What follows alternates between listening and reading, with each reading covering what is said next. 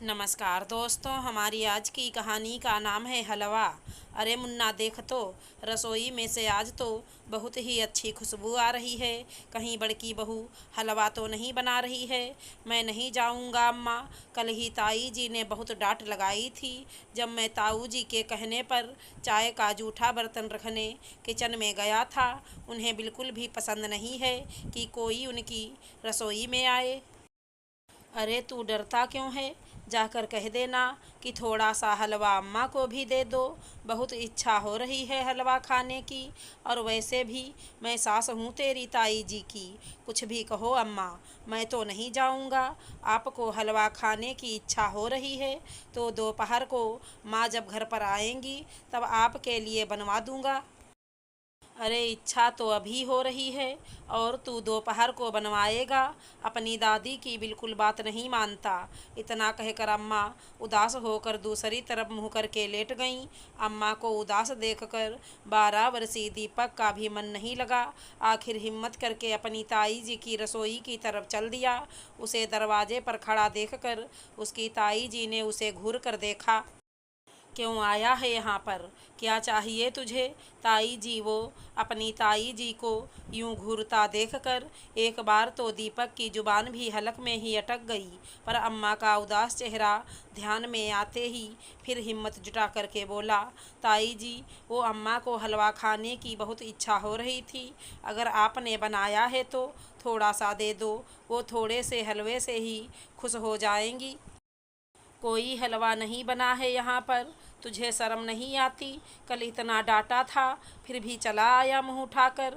और वो तेरी अम्मा, उनके हाथ पैर कब्र में चले और हलवा खाने की इच्छा हो रही है। जाकर कह दे कुछ नहीं है मेरे पास, इतनी ही इच्छा हो रही है तो अपनी छोटी बहू से बनवा कर खाएं। चल भाग यहाँ से। दीपक चुपचाप अपना सा मुँह लेकर के आ गया। पर बड़ी बहू इतनी ज़ोर से चिल्लाई थी कि अम्मा के कानों में उसके चिल्लाने की आवाज़ साफ सुनाई दे गई थी। अम्मा की आंखों में आंसू आ गए। अम्मा की आंखों में आंसू देखकर दीपक बोला, अम्मा तू रोती क्यों है? कहा ना दोपहर को माँ जब घर वापस आएंगी तो मैं तेरे लिए हलवा बनवा दूँगा। तू फिक्र ना कर। अम्मा कुछ बोल ना पाई, बस दीपक के सिर पर हाथ रखकर उसे ढेरों आशीर्वाद देने लगीं। पर रह रहकर उन्हें अपनी बीती बातें याद आने लगी। ये वही अम्मा है जो कभी दीपक और उसकी माँ से बहुत नफरत किया करती थी। अम्मा के दो बेटे थे, नीरज और धीरज। पैसे टके के मामले में भी कोई कमी नहीं थी। नीरज का विवाह जहां ममता के साथ हुआ था, वहीं धीरज ने अम्मा की मर्जी के खिलाफ जाकर प्रमिला से प्रेम विवाह किया था। बस यही बात अम्मा को खटक गई थी। उन्होंने जहां ममता को सिर आँखों पर बिठाया, वहीं प्रमिला को कभी भी अपनाया नहीं।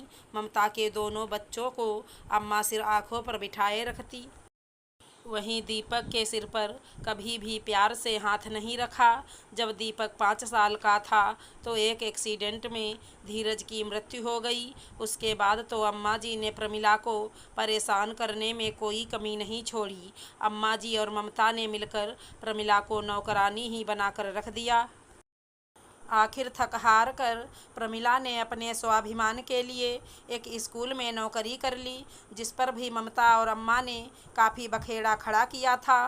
पर इस बार प्रमिला झुकने को तैयार नहीं हुई तो उसने घर छोड़ दिया। जब जग हंसाई हुई तो प्रमिला और दीपक को घर वापस तो ले आए, पर घर के पिछले हिस्से में 2 कमरे दे दिए रहने के लिए।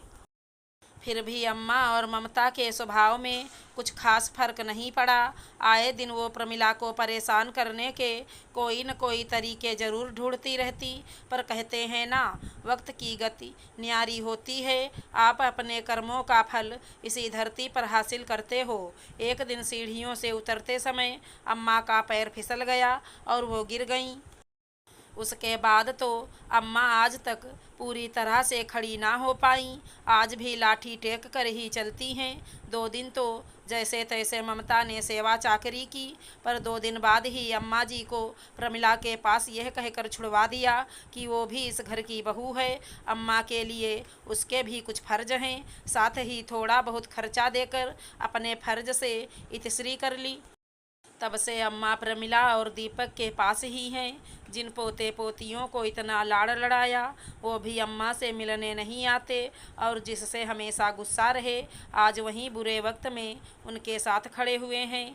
आज अम्मा को बहुत पछतावा होता है, लेकिन अब कर भी क्या सकते हैं। बस इतना ज़रूर है कि आज अपनी छोटी बहू और अपने पोते के लिए दिल से दुआ ज़रूर निकलती है। पर अब अम्मा को पूरा विश्वास हो चुका था कि उनके मरने के बाद प्रमिला और दीपक को प्रॉपर्टी में हिस्सा नहीं दिया जाएगा। इसलिए वे ठान चुकी थी कि मरने के पहले ही दोनों को उनका हिस्सा दिलवा दिया जाए और इसके लिए उन्होंने अपने बड़े बेटे नीरज से बात की और वे बंटवारा जल्द से जल्द चाहती थी। उस समय तो नीरज ने कुछ नहीं कहा, लेकिन जब घर जाकर उसने अपनी पत्नी से बात की तो उसकी पत्नी की चीखने चिल्लाने की आवाज़ें बाहर तक सुनाई दे रही थी। पर अब अम्मा अपना मन गाढ़ा कर चुकी थी। थोड़ी देर बाद में बड़की बहू अम्मा के पास दौड़ती हुई आई और ज़ोर से बोली, अम्मा यह क्या तमाशा है?